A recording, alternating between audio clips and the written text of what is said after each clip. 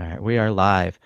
What's going on, guys? It's Erik Turner from Cover One. Today, we're doing a live edition of the podcast, and Kevin and I are going to run through a bunch of topics, starting with Brandon Beane.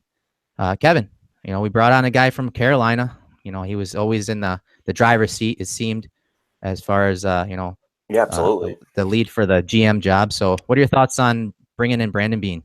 I think it's pretty well received, and in my opinion, on Brandon Beane specifically, is he comes with a lot of management experience. I believe would be the proper term. Someone that's done a little bit of everything, rather than maybe just a pro scout or maybe just a personnel guy. He's done a little bit of everything. He's had a small stint as an interim full GM. Actually, Josh Norman just came out recently and said, yeah, I mean, he's great. He's the right guy for the job, which I thought was interesting because that shows that maybe something happened in the Carolina front office that let Norman get away, even when Beane might have wanted him. So I find that interesting. I don't know if you have any reads on that, Erik, but that an ex-player of such a high caliber for the team would come out and basically say that on a different organization would basically come out and say that was the right hire. So I thought that was fairly interesting for me. Right. So that was telling. That's interesting. I didn't see that. When did that come out? Maybe last night or this morning. But if you look up, I'm sure you could find it. No way. My opinion on that is you might be right there. Maybe Brandon wanted to keep Norman and he knew how important he was to that defense. And going into this offseason, myself included, and a lot of people were just saying, corner's kind of devalued, but you could make the case that Norman was, a lot more important than maybe even Carolina realized. And Ron Rivera and that personnel staff with Dave Gettleman, maybe they just placed that value on corners, lower than obviously maybe McDermott actually did too, because we took a corner in the first round, which was never done, when they were in Carolina.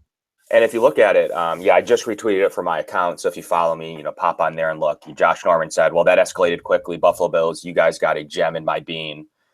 No need for luck with him, 100. So I find that very interesting for a player not on Carolina to mention this. And then a guy that's, I find that's telling that he had a role in communicating with players, that he was reaching out to agents, that he's already stated in his short time here that he does negotiate contracts. So that to me shows that Overdorf might be in his final legs here, because that's, J.O.'s job right now is to negotiate contracts. He doesn't do anything else. So if Beane really wants to get involved with that, not let what happened in Carolina get trumped by maybe his GM or owner, basically, that might have said, we're not paying Norman $12 million plus. I mean, just for him to come off the franchise tag, that was such a bizarre situation. One, I don't know really what happened. They were already allocating a certain cap space there, and then like toward the end of free agency, they just took it off. So that was an interesting move. I want to find out more about as the days go on, because I think it's relevant to Beane, and I think it's relevant to the situation because he ended up moving on and still being good. So by all accounts, and a different type of scheme too. Exactly. I mean, he was always known as the zone corner in Carolina, but he showed his versatility. That's a buzzword this year, versatility. When he went over to Washington, he played a lot more man, and there were times later in the season where he was shadowing the opposing best receivers. So it's definitely something to look into, because Beane, like you said, he's done a little bit of everything, and if Norman had contact with him like that, that Beane was one of the first points of contact for when it came to salary negotiations and contracts. Absolutely. And that's one thing, like you had mentioned, Overdorf. That's one thing over the years. I mean, we've been just killing ourselves with these contracts, and Whaley took a lot of the heat, and it really wasn't him. I mean, it's interesting because that one role was solely Della, and I got into this in my live chat last time I went live a couple weeks ago. Was J.O. is the one that he's purely involved with the contracts. He again, Whaley and at the time Pagula might give him some type of parameters, maybe, but J.O.'s firmly in control of who's getting what contracts, the no injury guarantee stipulations, the exact way they're written, giving out more bonuses, less base pay. A lot of that is all Jim Overdorf, and I don't think that he took his fair share of the I mean, he's been through many management systems now. So Sure has. if you're going to get rid of everybody, and then if you think Doug Whaley did a poor enough job to be released, I mean, Jim Overdorf's got to go because Right. And, Whaley, he did take most of that heat. And, I don't think it was warranted just because when it came to the contracts, yeah, of course, Whaley being the GM, he's got to give the okay. He's got to stamp it. But we all know that Whaley is a scout through and through. Yep. And, he delegated certain responsibilities that a lot of GMs in the NFL took care of themselves or had more oversight to it. But we all know Whaley really had nothing to do with the actual negotiations of those contracts. No, he really didn't. And I mean, it's not very logical to think that he didn't. So that's why people are confused. Like, oh, well, of course he's a general manager. But if you step back and look at it, he absolutely had no say in what exact terms were exactly to how they were structured, and he took the blame for it. And the one thing I realized about Doug Whaley that I think Brandon Beane will do better, he's a better speaker, right? So that's a really important thing now, especially right now that people want to hear the right answers.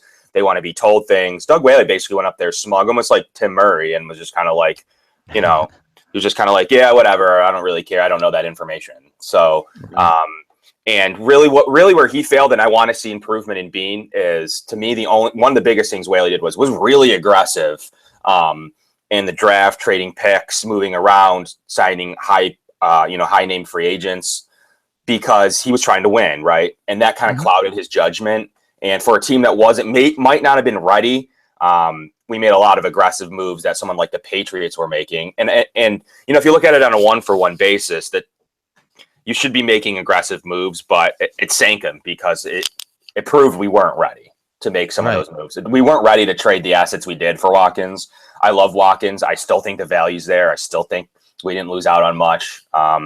It just happened to be he was in the best wide receiver draft class ever, and it just happened to be that he's been a little bit injured. So he made some aggressive moves. Beane's going to come in. I think he's already stated he's going to be more conservative. He's going to build through the draft like the Packers.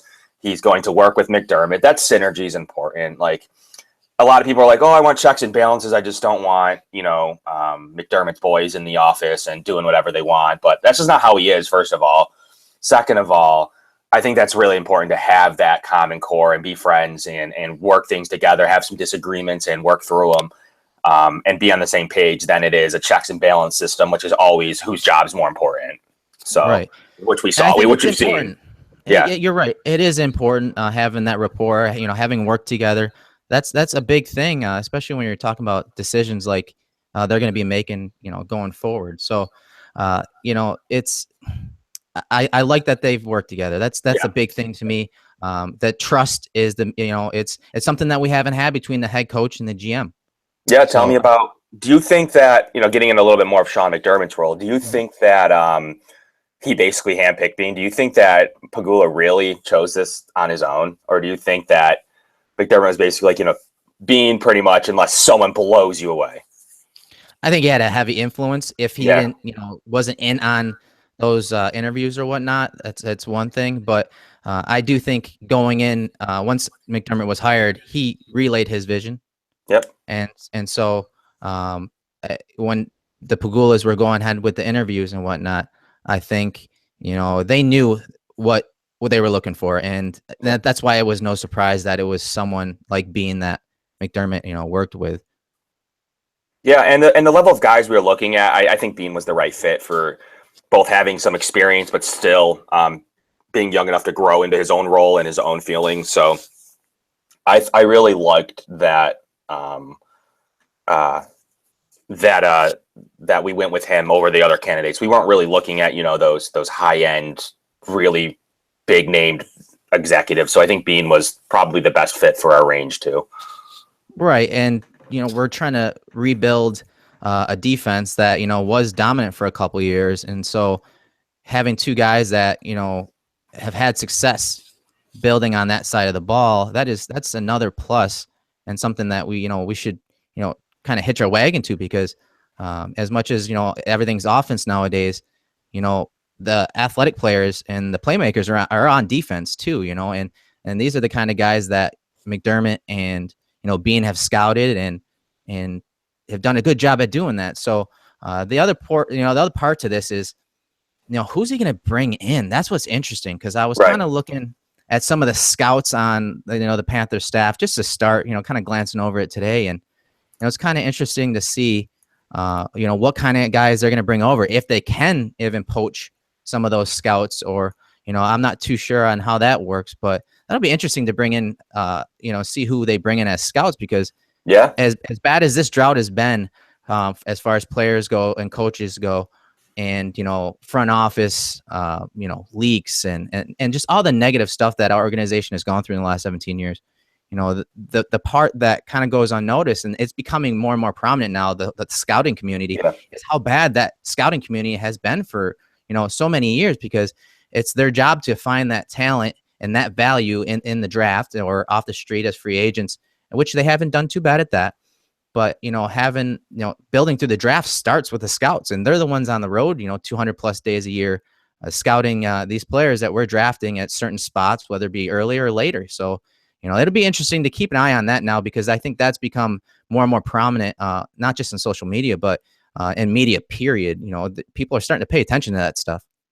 Yeah, I mean, I've been reading a lot about how important scouting staff, like one of the biggest reasons to not firing Whaley, when I was back a couple of weeks ago, was you don't know how much work it is to actually rebuild a scouting staff. And that goes into probably the timing of the firing. Like at this point, we don't know who we can get. Everyone's employed.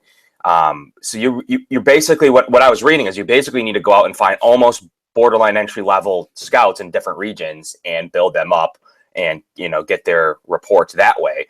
You're not going to go out necessarily and find the biggest named guys to run each territory. So it takes a lot of building. They don't get paid a lot of money on the lower end.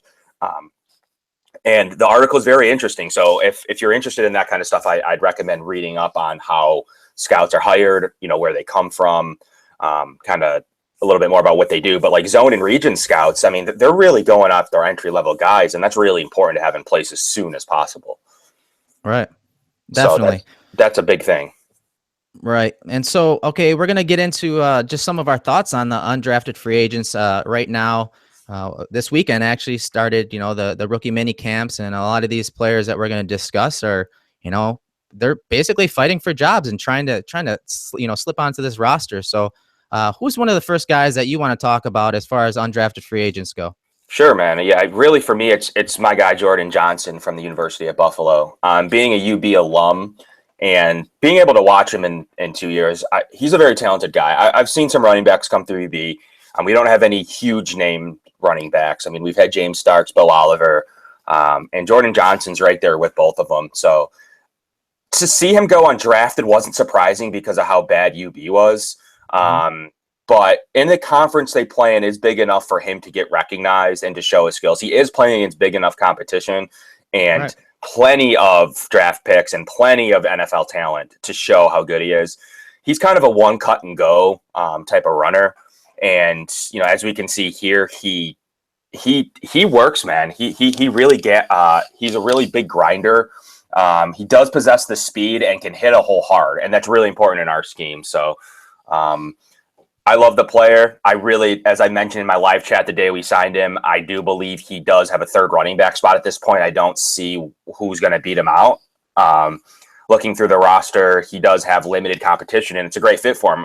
According to all my UB accounts, he did have about 7 or 8 teams after him. So he wasn't like a guy that just kind of stumbled on the team because he happened to be from UB. He is a Buffalo product, so that'll be interesting. He went to UB. He will come to the Bills, but he was by about 1/4 of the league did want him on their roster. So that shows to me he's a priority free agent. That shows to me he's in line, in my opinion, to be our third running back. So, as you can see in this specific film, he hits that hole hard and he goes.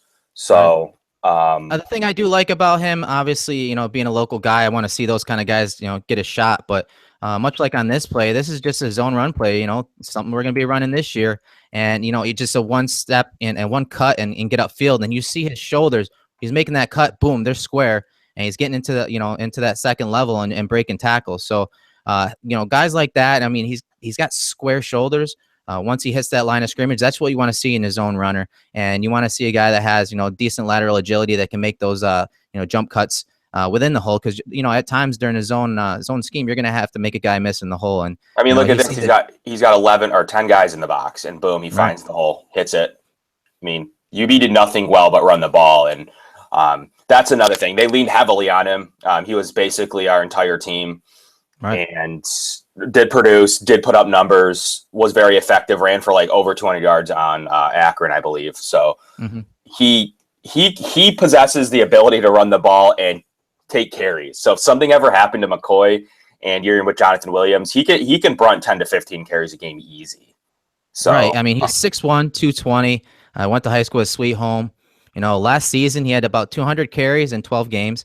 1,040 yards. So I mean, he averaged over 5 yards a carry. He only had 6 touchdowns, but his longest run was 61 yards. So he does have some breakaway speed, and he's definitely, I'm with you, man. I mean, he's one of those guys that is going to compete for that final spot at the running back position. If nothing else, it should be telling to everyone that A, we didn't go out and get like a lower end free agent vet. B, we didn't go out and draft one. C, we didn't get any other UDFAs. So it's not like there's a group of these guys that are competing. It's literally him versus Joe Banyard and like Cedric O'Neal. Like there's no one else on the roster. So if you're looking at our third running back, we are going to probably carry this quote unquote 2 fullbacks. But I do believe Johnson takes the final back spot, in my opinion. So and that's the thing with this scheme, Kevin. You can find these running backs on the street. Yes, in the draft, that's obvious, but late in the draft and on the street, you can find these kind of guys, especially. And right now, we're only talking about that third spot, but I mean, in general, zone blocking scheme, you can find running backs that fit that mold. So he's definitely one of them, and a guy that he was fun to watch film on. Yeah, and third running back's just where he kind of starts to me. Like if you look at, I don't think Jonathan Williams is a shoe-in, number 2, take all the rest of McCoy's carries guy. Like there's room there. So and Tolbert's in this too. So he's one guy that everyone forgets because we think we're going to carry 2 fullbacks. I think he's going to be 50% a running back. So we'll see how that all plays out as camp approaches. But that's definitely one cool topic, and to see him basically be like one of our priority free agents. And a lot of people don't think anything of it because, UB, we're just picking him up kind of last 90 of the players on the team. But really, no, he was probably one of the first free agents we signed off the undrafted class. So I would look out for him. I would watch him to make noise. He has been productive, and he possesses everything you want in a zone running scheme. Right. And so another guy that, I've definitely got to watch a little film on. There's not much of it just because he was injured last year. He had a toe issue. Is tight end Keith Tobridge, a guy from Louisville. He was kind of the backup tight end to Cole Hicatini, more of a blocker. But last year I think he only had 1 catch for 18 yards, and this is it right here. He slips out on the bootleg, and he slips out and he gets 18 yards on it. So he's a bigger guy, 6'5", 6'6", 260 pounds. But I think he's going to be the type of guy that the Bills are going to use as a run blocker because he is a bigger guy. Yeah, and he, they ran a lot of, and you'll see him right here next to Hicatini. But let me see. What's interesting on Tobridge, Erik, is specifically apparently how in demand he was in the priority free agent market. Now, this is what I've been reading on him, that he could be one of the first players ever that received like a full contract. Right, I did see that. Now, that's very interesting. It was like, it's nothing crazy, obviously, but it's still of note that he's going to receive more than an undrafted free agent offer. So that to me shows he must possess those blocking skills we're really looking for in a third tight end. So that is to take note of. You don't just give away a different type of contract for no reason. And he was, as you mentioned, he was hurt last year, but does possess those really strong blocking skills. And this is where I really want to see him down in the goal line to see, he does look like he has the bulk in the frame as compared to some other, young tight ends coming out of college. Yes. And on this one, he's just going to combo, with the tight end. And then, he picks up late. This is his guy coming. He picks up his guy, right on time, right on schedule, able to kick him out. And that just seals that hole for the that's a good block. That's a good play by him. So I think you see that a lot of our prospects in this pool right now, I guess Nick O'Leary's, considered more of a blocker. And then you have, Logan Thomas, who's definitely more of a pass catcher. So I could see the need for going for a pure tight end, blocking tight end type of guy. Once again, I still find it very interesting as the days of camp go on, especially rookie mini camp here, of where we're going to put him, why we thought so highly of him, and the competition was fierce for this guy. So he does possess those type of talents we're looking for, and he's another one of the names to watch for to make the roster. Right. And this, having at Louisville, he obviously was a big run blocker, and they had a mobile quarterback, probably the biggest threat at the quarterback position in college football right now. But, he was able to, do some things that can translate into the scheme and with the type of quarterback we have in Buffalo. So that'll be kind of nice to see how he develops, especially if they, they handed him in that contract. Exactly. So yeah, it's an interesting thing. I want to read more about how we're able to do that, or if there's some new rules around it, or if it's just something we're utilizing now. But I did read for the first time he got like a $1.8 million deal over 3 years, which apparently is very unique. So, right. That's more than a minimum $475,000 contract that free agents get. So that's very interesting. As the days go on, you'll probably hear more about him because apparently the Bills like him. And I think that there's a spot on, just like we talked about with Jordan Johnson, there's a spot on the roster for another tight end. I mean, to be frank, who's our third tight end in your opinion? Like, there's no one. Yeah, I think that's another spot that's up for grabs. And of course, with as often and as much as we're going to be using those tight end sets, and I went back and watched some 2014 film on the Ravens when Dennison, Kubiak, and Castillo were with Baltimore yesterday. And, they ran a lot of 13 personnel. So you're going to have sets where when they want to go power, but still use that zone scheme, they're going to bring in that third tight end. So a guy like Tobridge, is going to be quite valuable in the scheme, especially in short yardage. So, and that's one thing that, zone blocking schemes aren't always the best when it comes to short yardage. And that 2014 team was pretty effective at running the ball, the Ravens. And, but they did have issues in the short game. So, having Tolbert, having a third tight end that can just maul people and get that, yard. Yeah, they're really trying to cure up maybe the issue there. And Tobridge, watch him sneak onto the roster. If he comes in, he can block. He's healthy, no issues. We don't need to see him catch a million balls in preseason or anything. He can sneak on the roster just by pure blocking. So he is definitely a name to look out for. So one of the bigger priority free agents that no one's probably ever heard of.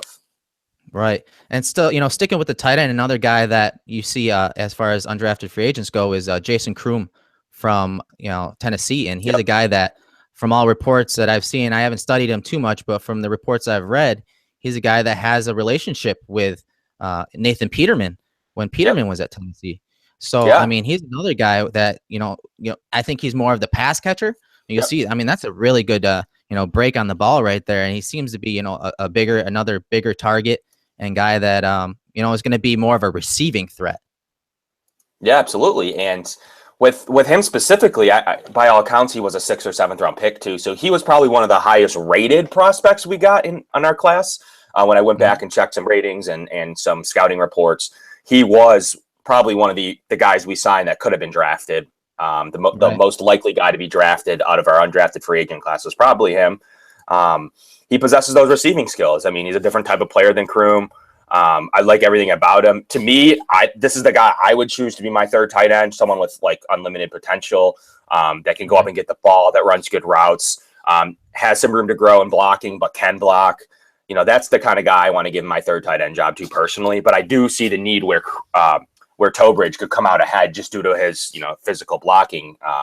So here's another guy that he could beat out the aforementioned Tobridge. So here's a really good battle to watch out for in camp. And then obviously and that's already giving Nick O'Leary the second tight end job, which this is a new system. I don't think Nick O'Leary is going in day one for sure on number 2 tight end.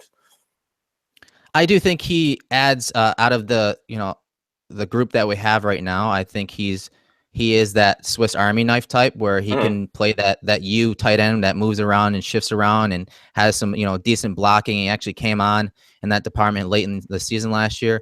But a guy like Kroom, I mean, he only played in 26 games in college, and but he was a receiving tight end. He had 60 receptions for 816 yards and 6 touchdowns. But Yeah, so I mean, come in, compete, and and maximize what you do well. And if that's catching the ball, stretch the field, get down there Yep. and make some plays. So he's a guy that supposedly had a decent rapport with Peterman yesterday. So that was nice to read this morning Yeah. when I got up and started looking at some of these guys we were going to be chatting about. Yeah, absolutely. Another And guy.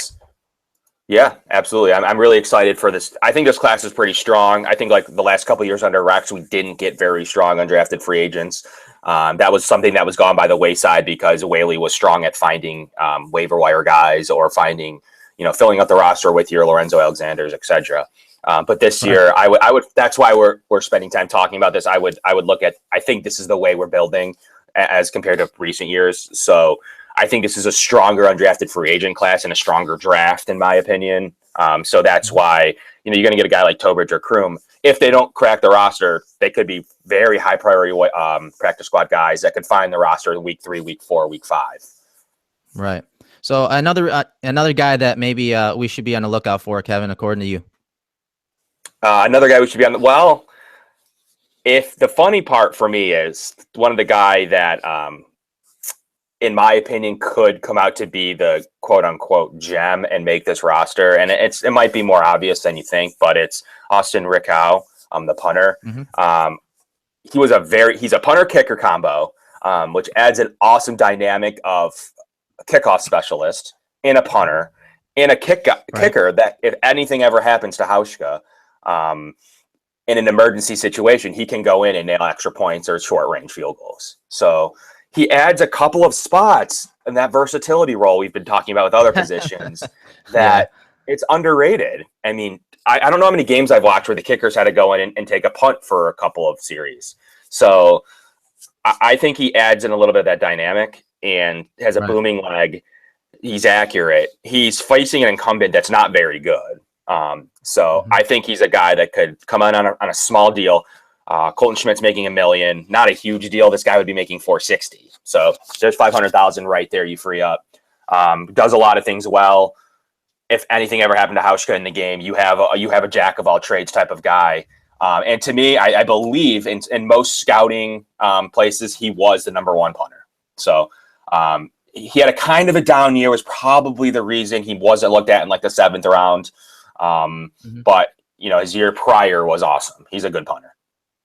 Right. I mean, I'm not gonna lie. I didn't study any film on kickers or punters this year, but from watching some of these clips, you can tell he does have the leg. He does have some control. Of course, as soon as I say that, he shanks one. But and that kind of control and corner kicks and punts and whatnot. That type of control is what you look for, especially when you're playing in Buffalo. So that's definitely a good name to keep an eye on come camp because he's going to be competing and I think there aren't many positions on this roster that are locked in. You know what I mean? No, besides a few stars here and there.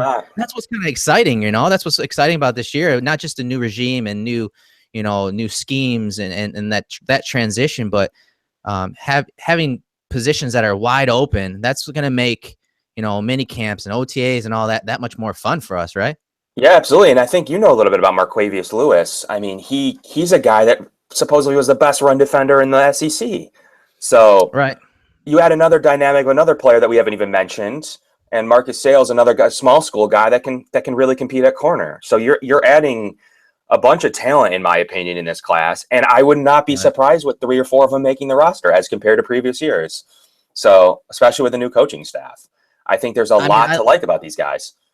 There is, and he was, one of the top run defenders in the country, and he's a big guy. You see him right here, lined up over the tight end. He was more of a strong defensive end. He's not really known for his pass rush, but he's that run defender. He's that long defensive end that McDermott loves because he can play the run, and it allows our linebackers to roam free and worry about pass coverage, not so much stopping the run. Our linebackers in this scheme are just going to be, pluggers, guys that are just going to get down the hill, fill those one gaps. And, of the versatility that he also brings is also another big thing because there are times in 2015 and 2016 where he would bump down to defensive tackle because he's got that kind of Yeah, I see size, that. that kind of body frame where he can run twists and stunts, from that position. So it's a guy that I think is going to be a long shot to make the roster, but he checks a couple boxes that Some interesting things, man. McDermott and this staff, yeah. Like Tobridge does. Looks like a long shot by all accounts on scouting reports and reasons he didn't get drafted. But then if you look at him doing a couple of things really well, you can see why he could sneak onto as a back end of the roster. You could see why having a guy active on game days that could take early down snaps and stop the run could be useful as a last rostered guy on your team. So right. You could make an argument for a couple of these guys for making the active game day roster. But if you have a guy like him that can kind of play different defensive line positions, fill in depth, and stop the run, he might be in the roster sooner than you think. So right.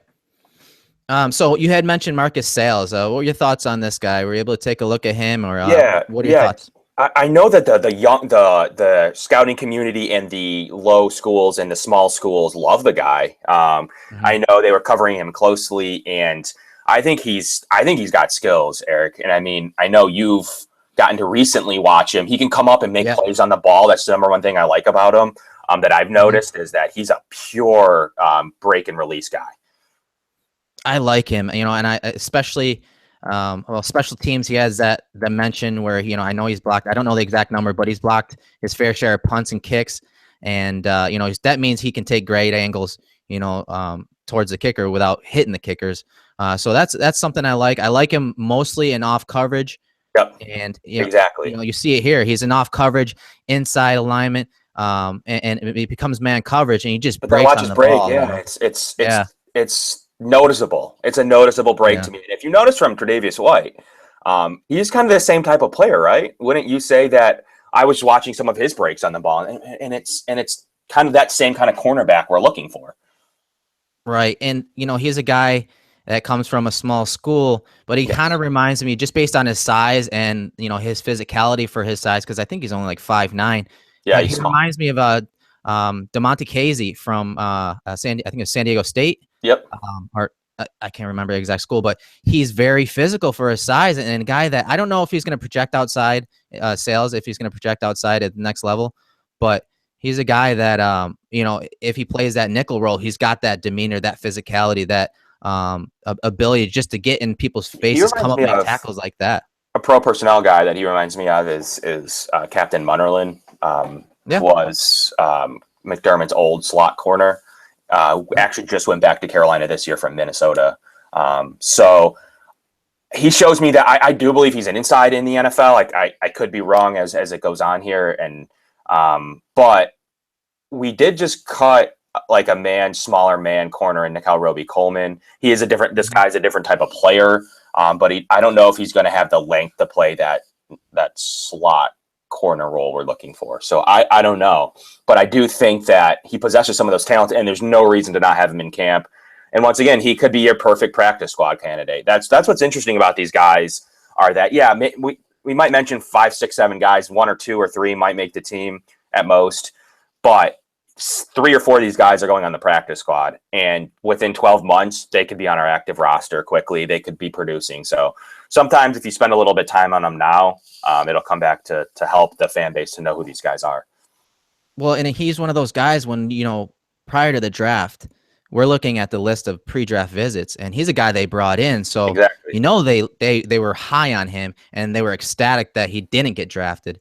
And so they knew a lot about him. They knew about a lot, his character, and someone that obviously scouted really well and were interested in from day one. So to bring him in, and if they think they can develop him, I'm all on board for that. And if they need to, stash him on the practice squad, I don't see that. I see him. Yep. If another team wanted to pick him up, they would have picked him up by now. They would pick him up before the Bills did. Yeah. The only thing I'll say is, unless he shows out in training camp and we don't have a spot for him, like others, then at that point he's proven himself more than his draft stock. Or I think where he could potentially sneak on the team would be more as special teams. He shows those abilities to be a special teamer. No doubt about that. If anything, if he shows he can do that in preseason, he's got an argument for the final defensive back spot for sure. So, and that's one of those things that you can't teach, how well he played on special teams as far as blocks go and whatnot. So you can't teach that stuff. He has that that instinct and the proper angles to get in on those blocks. So Gives that's them a heads up. It gives them a heads up, man. Especially that's how you absolutely. make the team as an undrafted free agent, especially at that position. So it gives them a So heads up. what about another receiver that they're bringing into camp? I mean, his status as far as playing this season is up in the air and to be determined. But wide receiver Jalen Robinette, what are your thoughts on him? I love the guy. I was, as we talked about, off screen, I'm more interested in his ability to even play football this season. And that, I believe, is why he went undrafted and why he didn't even get a priority free agent signing, why he's a training camp, mini camp guy that's going to go through multiple tryouts. And I just saw on PFF that he was the best deep threat in college football last year. Yeah. What do you see from that shows you that translates to me immediately right there? You're getting a fourth or fifth wide receiver that if he really is that strong at deep routes, there's no reason to not have him on your 90-man training camp roster. Right, and I have no problem with them bringing him in and having him compete. But he did lead the NCAA for yards per route run too, at 5.48 yards per route run. And of course, he didn't get many opportunities. He only had 35 receptions last year. But he's a bigger guy. He's in a 6'3" range, 6'4" range, and runs in the 4.6s. So he's not a guy that really stretches the field. But what he does, and you're seeing it in these highlights of all his touchdowns last year, is he can go up and get it. And most of his touchdowns were between the numbers and between the hashes, for that matter. So that's an area that we as Bills fans over the middle that we want to see improved from Tyrod Taylor. We want to see him get targets across the middle and be able to take those shots down the middle. And Robinette's a guy that will do that. He'll high point balls, and he's got that thick body for a receiver that he can go up and body other corners, smaller corners. But also still have the body control and hands to bring the catch down over the middle. So he's a guy. I mean, he's one of the top receivers last year. But his knock is just this competition. And I mean, South Alabama, teams like that, and Navy and whatnot. You're not going to have the best athletes on the defensive side playing against. Exactly. He wasn't in a pass-first offense. We all know about that. I mean, he has his limited opportunities, and now with the new rule that he may not be able to play for 2 years, that's kind of where the knocks are going to be. But if we can fight through some of those, I think you can find a gem that might even peer out over some of those undrafteds that we've talked about just previously. So maybe he can turn out to, but I would see no reason to not roster him. I mean, if he doesn't come out of camp with a deal, something's wrong with his ability to play or, his competition level. But he's going to bring in that character. He's going to bring in that work ethic. He's going to bring in everything Sean McDermott wants. I do think he'd immediately be better than some of the other low-end wide receivers on this team. So, and be able to compete for that 5th, 6th wide receiver job. And you look at these Pro Football Focus charting from his last season, and again, he was targeted, 70 times, caught 35. But look at these blue dots. Are you able to see that, Kevin? Yes. All right. See, these blue dots are his touchdowns, and you see that between the hash, man. And these greens are obviously completion, so you can see he is not afraid to work in that middle of the field. And of course, I think he's projected to be an X receiver, but a guy that he did play in the slot a lot, and I think again, most of his yardage was down the field. You'll see that there was 73.7% yards in the air percentage. But again, man, it just get me those big. That translates because wasn't Tyrod Taylor had one of the strongest yards? He had the least yak, one of the least amounts of yak in the NFL last year. So that kind of combination matches up for the type of quarterback we have. He likes those guys that run those deep routes that aren't getting a lot of yak after they receive the ball. So I think it translates. I'd love to have him into competing. I mean, there's no reason why with our wide receiver depth. We have some guys there, no one that's peering out over Zay Jones or Sammy Watkins, obviously. But that 3rd receiver job to 6th receiver job is wide open. I mean, maybe you got Holmes as the early leader and Philly Brown as the early number 4 leader. But if we carry 6, you have an opening. If we carry 5, which we will, there's definitely an opening there too, in my opinion.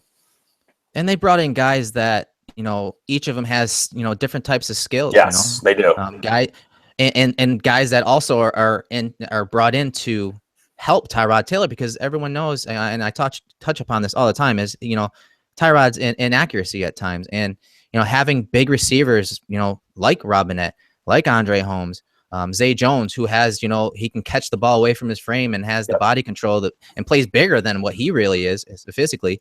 Having those guys that when Tyrod gets in trouble and he needs to throw it up and he needs someone to trust, these are the big body guys, that can go up and get it and, maybe extend a drive or two. So that's definitely, and that's been kind of the focus offensively this offseason, and they put up a good amount of points last year, no doubt about it, and primarily because of the run game. But if you want Tyrod Taylor to develop, you need to get him weapons that play to his strengths or play to his, or that's that exactly minimize his weaknesses.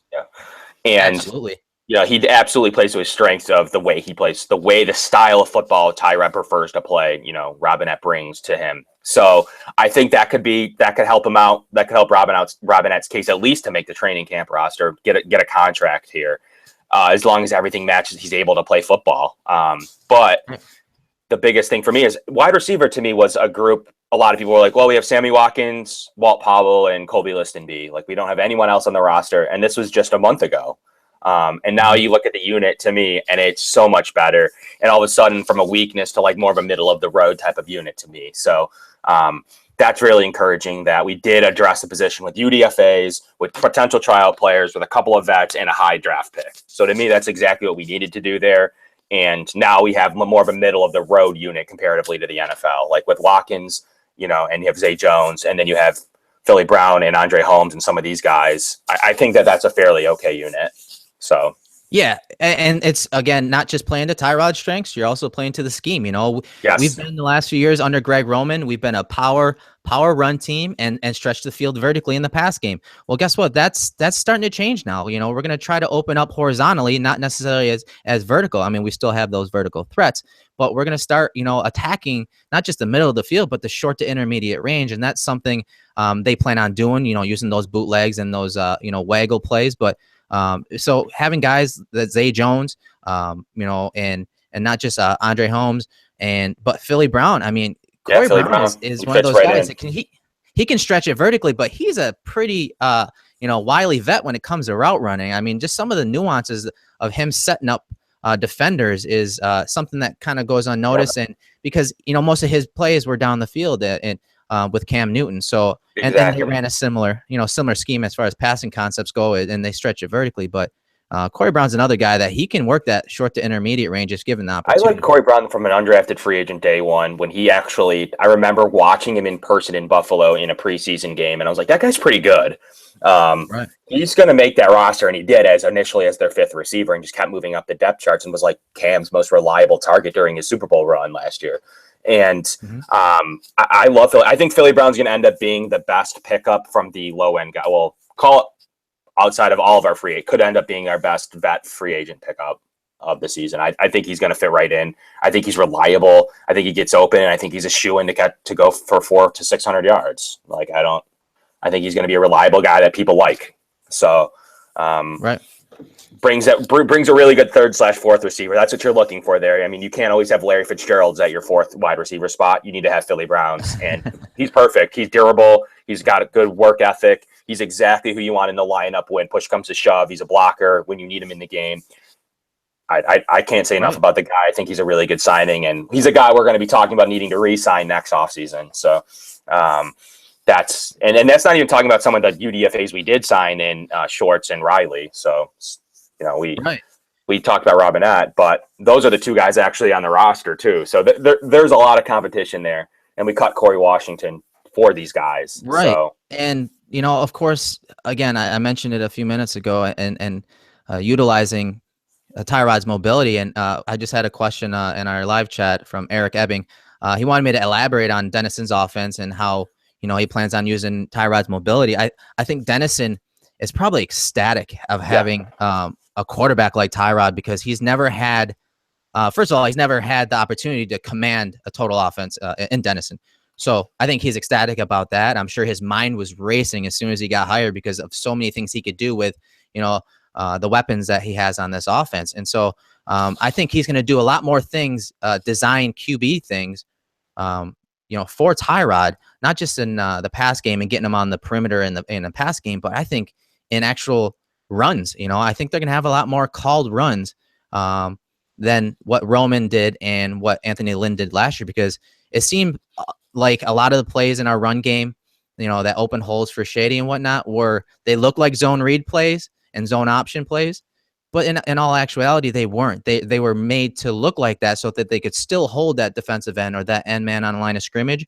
So I think they're actually going to be run calls this year for Tyrod, where he's going to have to make those decisions. And why not? Why not? If you're paying your quarterback and that's one of his skills, that's just one of those things that you need to start accentuating that and maximizing that, because that's going to help your offense, extend drives. And I think Dennison is probably totally excited about that. And from the research I've done and what I've read this offseason and tracked, it appears to me that the staff took a trip to Kansas State a few months ago to meet with the coaching staff there. And a lot of people were thinking, it's prior to the draft, and they're taking a look at Jordan Willis and Elijah Lee, a linebacker there that went in the draft. But the kicker to this was there were no players present. So they went there 2 days. All right. They took the jet there for 2 days, and they didn't meet with any players or anything like that. So they spoke with the staff. And to me, when I started digging into that, I'm like, man, I wonder why they would take that trip. What type of things would they be studying as a scouting staff or as a coaching staff?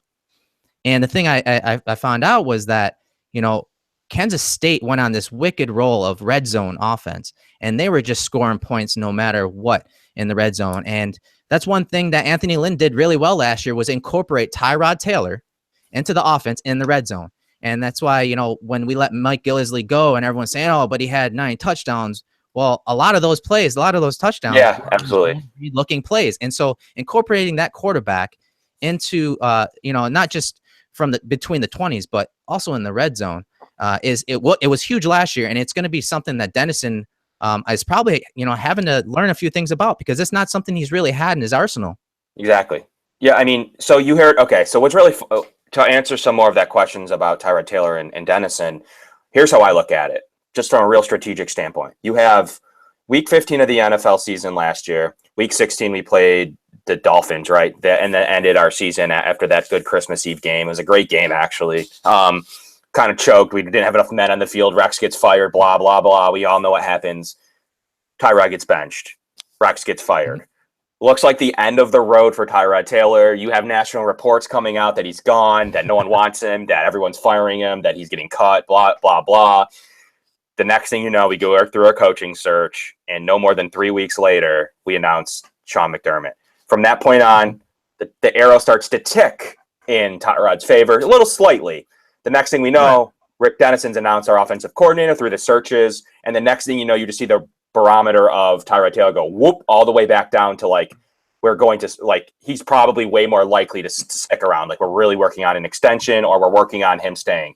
And I think that's telling to me that all of a sudden you hired a coaching staff that was like, no, wait, we're not letting this guy go. And then you hire the offensive coordinator that's like, absolutely fits my scheme. I've never had a guy like him. I think that's super telling that you had basically reports from national media saying this guy's gone. He's going to play for the Browns, blah, blah, blah. He's going to have some interest on the free agency market. He's going to get at least what he was making anyways. To all of a sudden hiring the coaching staff, having to work with Whaley, who by all accounts didn't want Tyrod Taylor.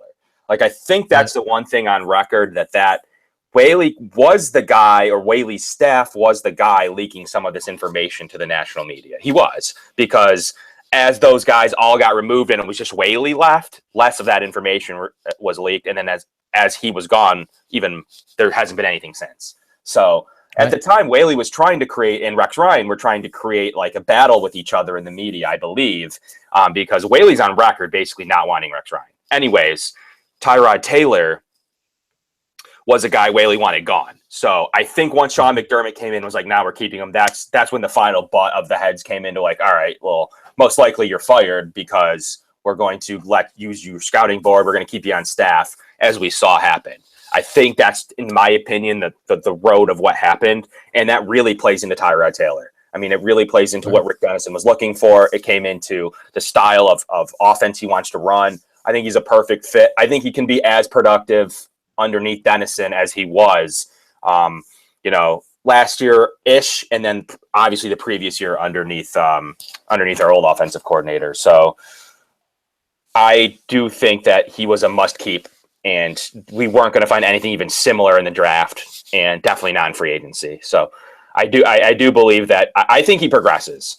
I do. A lot of people are like, well, you know what he is. He is what he is. He played 20-something games. He's not going to grow. You know what you're going to get. I don't think that that's true. Of course he can grow. He's got a new coaching staff. Like, do you think these players just fall off the roof? Is he going to become Tom Brady? No. Can he develop his game? Absolutely. He can do things well in this system that he did better underneath Greg Roman and Anthony Lynn. Right. And he did, he was one of the better deep passers in 2015. Yes. He took it, he regressed a little last year. And that was, primarily because of, a coordinator change and almost a change in philosophy. They didn't really receivers. No receivers, of course. And, they didn't really attack down the field as much. They didn't have really threats to do so, but they also didn't use the play action as much as they had the prior year. And that's something that, you have to have it. You got to have it, especially when your run game is this good. It was legendary last year. You got to have play action. You got to have bootlegs. You got to get Tyrod on the perimeter because, he'll still be able to stretch a field, on these bootlegs and perimeter throws. But he also is, he's a threat. He's a threat to keep the ball and extend drives. And that's something that we have to stress this year, work that short to intermediate area so that we can, dink and dunk and keep the clock rolling along with the run game. And so Tyrod's definitely the best fit, I think, for Dennison's offense. And I don't expect him to regress. I expect him to, improve. And yeah, absolutely. Do you expect him to stay really the same? Better suited. That's the bigger question. Do you expect him to grow, or are you of the camp of saying, like, these guys don't grow after 25 games? Oh, I'm never that guy. I'll never say that because I always believe that, as players develop differently. There's a reason why Tyrod went late in that draft and, because of his tools and what he could and couldn't do. So I'll never say that guy can't progress and improve. And that's up to the coaches to actually help develop players. It's not up to the scouts. It's not up to the GM. It's up to the players and the coaches to develop. And I don't think he ever had a really good coach. I know a lot of people like David Lee, but I mean, besides Tony Romo and helping develop Tony Romo early on, what did he do? I mean, he really didn't develop a player from, day one. So I think the scheme, I think the staff that they brought over, David Culley from Kansas City, who, worked with the wide receivers, but he's also, coached quarterbacks before for many years. So he's a guy that I think knows the strengths and weaknesses of Tyrod and will know and help the passing, passing game and drawing up and devising ways to help Tyrod, especially I think the screen game coming over from Kansas City. Andy Reid is one of the best screen callers in the game. That should really help us here. Something they're going to add. Oh, no doubt about it. Especially you have guys like Philly Brown, Sammy Watkins, and of course, LaShawn McCoy. Yeah. That'll be step one. And I'll bring him up one more time. Jordan Johnson's a guy that took a lot of those in college because of how bad our passing game was at UB. So he comes. That to me is what stuck out to why maybe he was the guy we went after. Like, all right, we didn't draft a running back, Jordan Johnson. Screen game, ability to run in a run heavy system, in a pro run ready system. A lot of those things to me equaled why Jordan Johnson made sense. So I think that fits into the grand scheme. That's why I call him my third running back at this point. But I like it. Let me switch gears here, Kev. Let's go. Let's go to the defensive side, all right? And some of the maybe free agents that they could still be bringing in. And the first name that comes to mind, obviously, is Byrd. His dad's on the staff with working with the defensive backs. Sure. What are your thoughts on maybe bringing him in to bolster that safety position since we missed out on Trey Boston? As you know, I have a post up on the site that basically is a tracker of any remaining potential free agent that makes any type of sense for us. And I've been tracking signings and re-signings because a lot of times it's not, at this point, not tracked super well. So Byrd is my top guy that is a remaining that would help our team because our depth at safety is pitiful. And as many of my listeners or viewers know, I don't ever preach depth. I think it's like an overused term. Like every time the depth discussion comes out, everyone wants like Richard Sherman behind Richard Sherman, and it's like not going to happen. But in our case of safety, we have Colt Anderson, who is a special teamer and gets hurt and barely played last year, underneath our two startings. And Poyer's already obviously not an entrenched day one, like best player on the field type of guy. So you have a need there for a guy like Byrd, who could come in and play in spot situations, who could present depth, who knows the system, obviously. I mean, he can work with it through his dad and learn it different ways like that. And he's a veteran, and he's been good. He played better in New Orleans toward his end of his contract. He signed a ridiculous deal that he was never going to live up to. Never. Exactly. Those high expectations are killers. and New Orleans basically had to finagle the cap to even make it work. So they had to let him go. He wasn't going to play up to that. He kind of had some injuries early on in that contract, but played better last season and played back to kind of what he was, as we can see here, back to what he was as a player in Buffalo. So I do think he enjoyed his time in Buffalo. We got him paid. He'd have no ill will to come back here. His dad's on the staff. He would immediately fit right in. I don't see the downfall really, unless the guy's asking for $4 or $5 million, which he can't be. I don't see the downfall when you have a guy like Cole Anderson as your third safety, and we do a lot of combo safety stuff here underneath McDermott, as you know. So and that's where I'm at, Kevin. I mean, when we talk about Jarius Byrd, he's still he's up there in age, but he's still, you can see it from here. He's still got the range to play center field, and I think we are going to see a lot more two shell looks under Leslie Frazier this year. And that's where I'm looking at it from. Okay, if we have Byrd and on these third down situations, we can throw him, whether it be deep center or deep half. That would move Micah Hyde into his, nickel slot position, and we could keep White on the outside and Darby on the other outside cornerback spot. So I think that'll add, having those three safety looks. I think it adds a lot. Hyde, yeah. I mean, I think that's an immediate upgrade to, your third down passing situation personnel. And, Hyde played that slot nickel position primarily with Green Bay. He hasn't always played that, split safety or single high safety look. So I think his comfort is going to be from the slot position in Micah Hyde. And so getting Byrd, he's still got it on the back end to jump these routes again. So I think he could definitely bolster this safety position. And where you saw him regress, in my opinion, mainly was in the run fits and run in the box. And you start to, as you move him away from center field, he gets less and less effective. So if you need him to drop in, if you need him to play certain rundowns, that's where you're going to start to lose some of his value. And you don't have to do that anymore in this day and age. At the contract he'd have, he'd come in at like $1.5 million. So there wouldn't be any expectations to do a certain amount of stuff or play a certain amount of snaps. He'd be able to come in and do what he does best. I think it's a big need.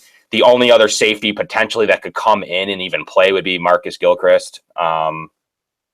So I don't know if there was anyone else you've recognized as a potential safety, but I do think that at this minute today, we mentioned what Beane needs to do going forward. I think he needs to find us at safety and as quickly as possible.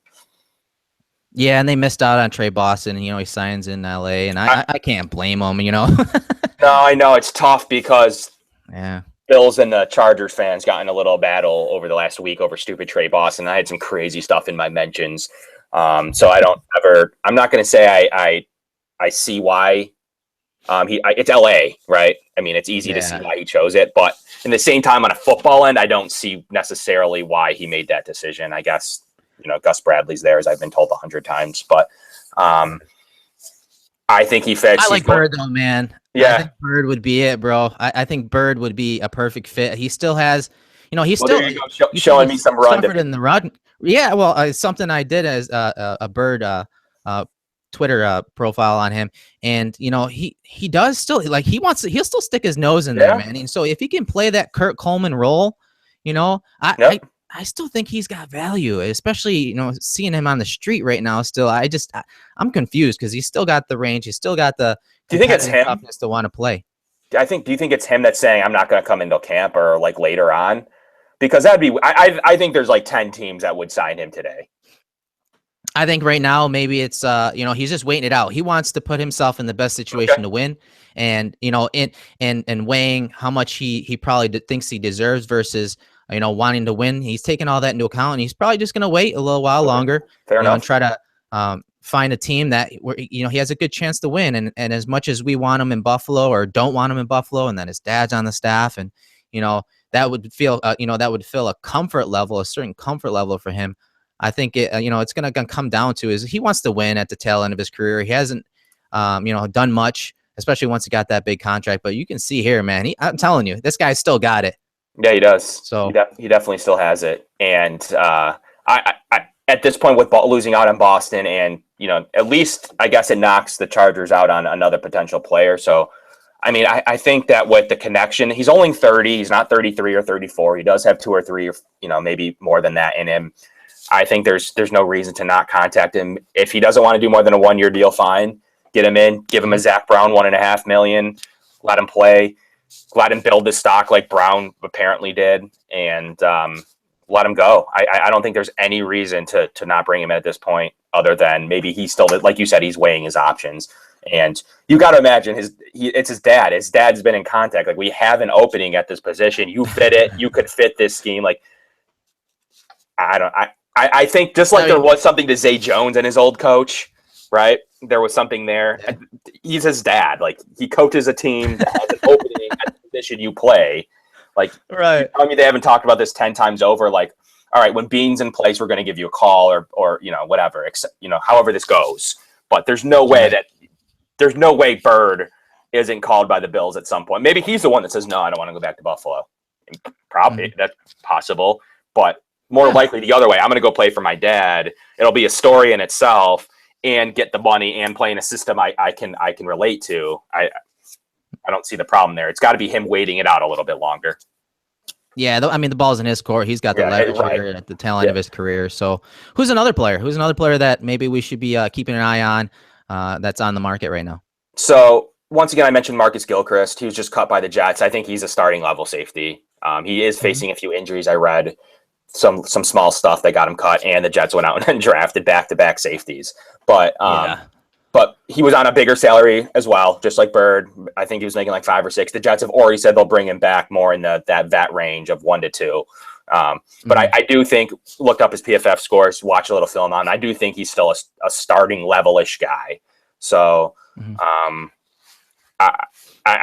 didn't see the need for them necessarily to go out and go back to back on safety. And I know they've gotten a lot of criticism for it, but and for as bad as that team was last year, I thought he was okay. Like, I thought he was an okay guy.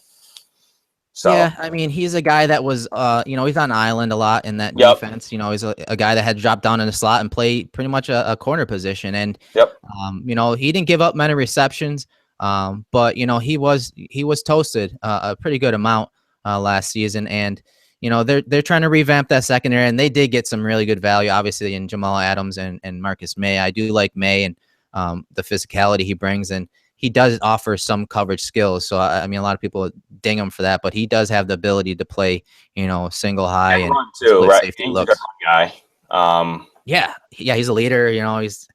He's definitely a good player and a guy that I like going into the draft. Look at him in run D, 11.3. So there you go. So he's going to be a little bit different of a player than a Byrd. I mean, he's going to be kind of your polar opposite, probably your competitor to a more Poyer kind of competition.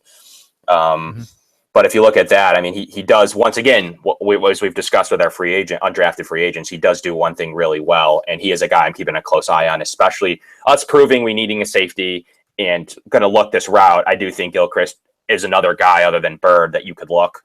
There's not much else there in terms of, you got your ex-Bills players really, and Bakari Rambo and all those type of guys, but there's not much there in the position. So that's why Marcus Gilchrist jumps out to me as the next guy after Byrd. And then, Damian Stafford as well would be the only other safety that I'd even, look at. And he's from Tennessee. So I thought he was a starting level guy as well. Played pretty well last year. He's still on the road. He's 26 years old. So he's another guy to look out for.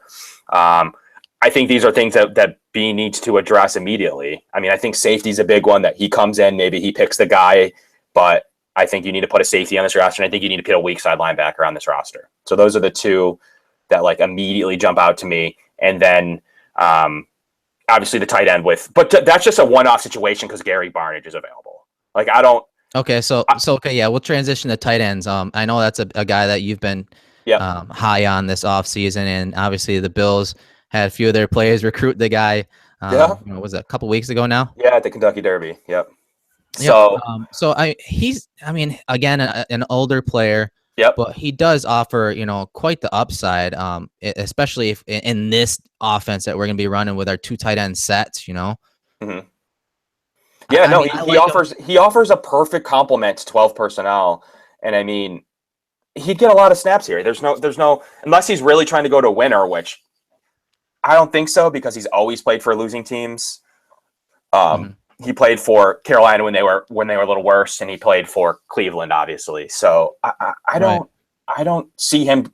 I see him going to the right fit and continuing to make money and be productive than I do seeing him go to like a competitor and go for 200 yards. So I could be wrong there. And this is But what he's going to add, brother. I mean, obviously, he can stretch a field a decent amount. I don't think he's as quick as Clay is, but no, I think he uses his body better than Clay. And I mean, middle of the field, man, middle of the field. 42 of his he's attempts, pretty deep their numbers. targets. Yeah, I mean, they're there, so he can do it. And so I liked him in this, the short to intermediate range again. I think it's an area that when I studied him, I studied a lot of him actually because I was studying Josh McCown for scouting school, and he was a go-to player for Josh McCown. He was any third down. Barnidge was the guy they were going to, and he may have a linebacker or safety draped on him, but he does just enough away from his body. He's almost basketball like. He can box out guys, being 6'6" and 240 plus pounds. So I liked what he does in that short to intermediate range. Again, it's going to be huge on these bootlegs and quick games. So it definitely a guy that I like, and yeah, they should sign him. I don't care what it takes. It's not going to take much as far as finances go. I think he's a guy that And he should be high on the priority list. goodbye to Tobridge and Kroom, right? If we sign him. But anyways, like I'm a big fan. I liked him in Cleveland. I call him Big Game Gary because he always seems to come up big on a bad Cleveland team, and would have made more of a difference on even a semi-competitive team. Mm-hmm. I love him as a receiver. I think he gives you a lot in pass block. I mean, if we look here, yeah, he does. Okay, he does. He does have good pass block scores. It looks like a little Yeah. more poor in run block. But yeah, no, he looks like he struggled in run block, huh? Yeah, that's not really his thing. I mean, his technique's not bad, but it's as far as like down blocks on those outside runs and stuff like that. He's not the best at that, but he is good. When it But he comes to can look at zone his blocking. initial. Look at the start of his career, Erik, where he really had to run Right, block more. right. Interesting. I mean, but again, maybe sample too. I mean, you gotta look at the sample size. Yeah. In those years, he wasn't playing predominant snaps. But as far as combo blocking, if he's the inline tight end and he's got to work with the tackle on those zone runs and then climb to the second level, he's good at that. His physicality at the point of attack isn't as good as I'd like to see. But Right. as far as working those combo blocks, getting to that second level, he's good at targeting at the second level, which is something that's huge in this scheme. So Look at his receiving score in 15. Wow. And then if you look at like yeah, his snap percentage, I mean, he plays those snaps. He accumulates them. I mean, he could come here and see similar type of snap percentages. Probably not to 94, but okay. more similar to like. I think he could play 70% of the snaps in on this team. You're filling in in all 12 personnel. If anything happens to Clay, I mean, he's got an opportunity here. 70 might be high without an injury, but I think he can take 50% of the snaps in Buffalo. No doubt. Oh yeah, easily. I mean, Yeah. easily. I definitely could see that, especially. I mean, seeing who else is on the roster as far as tight end goes is another thing because that guy, even if the third tight end, he's going to sneak in probably 100 to 200 snaps. So Right. but yeah, Barnidge, I think he'd easily be a number 2 tight end in this offense and a productive one. Yep. I think that's where McDermott and Beane turned their attention now that they lost. But I think with Boston, they gave him their best offer, as did all the 3 teams, Steelers as well as the Chargers, gave him their best offers. And him and his wife sat back and were like, $1.5 million to play in Buffalo, $1.5 million to play in LA, $1.5 million to play in Pittsburgh.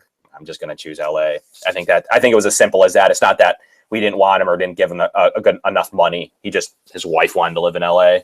So, I mean, he said that he was making the decision with his wife. So, I mean, can't blame the guy. But I do believe that turns our attention to Barnidge and and some of the other free agents we've mentioned on this, the safety position. And, lastly, it's really just weak side linebacker. You got a guy like Hodges out there. I mean, whatever they could piece together at that position, I think could be useful because I think that's, one of the only other holes. Yeah, that's going to be another position to watch because, everyone is so used to watching the Carolina Panthers defense Right. and the versatility and the athleticism that they had Yep. on that roster. And, I love our linebackers. Don't get me wrong. They're heady. They're intelligent. They have good instincts. But when it comes to, athleticism, they're not the best. I mean, No, don't get me they're wrong. not. They're kick-ass players and guys that you're going to root for. But, we got to, and the draft showed that we got to upgrade athleticism and they Do went you out think that we and did? grabbed Do you two. think? Do you think we updated athleticism? Do you think either of those two can be our weak side? Like, I think we have a good roster full of middle and strong side linebackers at the linebacker position. I think that we're Okay, plenty deep so at both where do you of project those. Vallejo? Where do I project Where do them? you project Vallejo? Yeah. Strong side? No. You don't think so? No. I mean, You think Vallejo was one of the best pass rushing linebackers in all of college football last year before he pass got, rushing? banged up. Yes. And from the will linebacker position, you got to think Thomas Davis. Thomas Davis was a top 5 blitzer from the outside linebacker position last year. So a guy like Vallejo, who obviously has the range to play, coverage, and he even played inside in 2015. But he also has that blitzing ability, and that's something that has been prominent in that Panthers defense is the ability for the will linebacker to blitz. I think he offers that, and I think he'll be a will, whether it's this year or next year. I think he projects better next year, but when McDermott says they're going to get creative, I mean, these guys, they're late round draft picks, Milano and Vallejo, but I'm not going to be surprised one bit if they somehow get on the field, not just because of injuries, but it's certain personnel packages when we play those spread heavy teams, those 4 and 5 wide teams, the Patriots and Where do you put Milano? 3-by-1 formations. Oh, he's a Sam linebacker. Right. Okay. He's a guy that played that position under Don Brown in 2015 at Boston College, and Don Brown, if people don't know, is the defensive coordinator for the University of Michigan now, and he played that role that Peppers played in that defense. And so he was always on a tilt. He was, always aligned to the strength of the passing of the formation, similar to Shaq Thompson and what he did off the ball in the 4-3 defense in Carolina. So I think Milano, he's a McDermott guy through and through, very gritty, blue collar. Gives it 110% every play. But he's a former safety, similar to Shaq Thompson. He's good. He's decent in space. He's not. I don't think he's the athlete that Shaq Thompson is, but I do think he has similar instincts, and his use of hands is really good, whether it's stacking tight ends, at the point of attack, or having guards coming at him, or pulling linemen coming at him. He's good at using his hands and getting those hands out there to shed those cut blocks and keeping those guys away from his feet so he can make plays in space. Well, look at this then. So then you drafted your Sam, you drafted your Mike last year, potentially in Ragland, and then you have, your potential Will and Vallejo. So you do have a core of young guys there. Can someone step up and play Will day one? That's the major question. Without, like you mentioned, we're going to have to be creative, and maybe it is Vallejo day one. Maybe it is Milano in some type of hybrid role day one that are more entrenched in this defense than we think just because they're 5th and 6th round picks. It does seem like they were targeted 5th and 6th round picks. You scouted Vallejo a little bit more than me, specifically. I remember, right up to the draft, you dropped something on him, and I was reading into him late as well. But really early on, I didn't know much about it. I just knew he was injured. I didn't know how he rose a little bit in the ranks to the 6th round. To me, he was always going to be an undrafted guy. A lot of people found him and then saw like, hey, this is more of like a 4th to 6th round guy, as you started to see some of his skill sets. So. I had him graded, I believe, right in the 5th round range. So when he went in the 6th, especially before Milano, because I didn't study Milano. I know a bunch of people mentioned him to me. I just didn't have a chance to get to him because I knew that the scouts, and I had reports that the scouts really loved Tanner Vallejo, so much so that they sent the linebacker coaches to his pro day.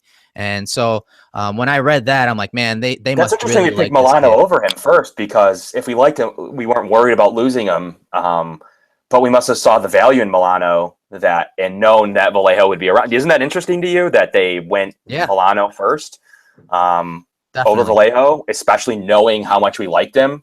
That's interesting. That's an interesting way to be aggressive and not get 2 players risk the one you wanted. That's interesting. And that's knowing the board pretty well Yeah. too, and knowing and trusting your scouting staff, honestly. And that's credit to that that work that they put in. And you can see here, this is Vallejo's numbers from last season. You see that pass rush productivity rating.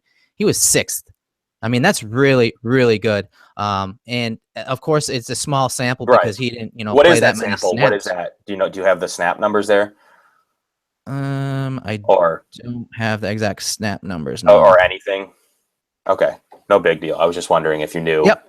what that sample size actually was.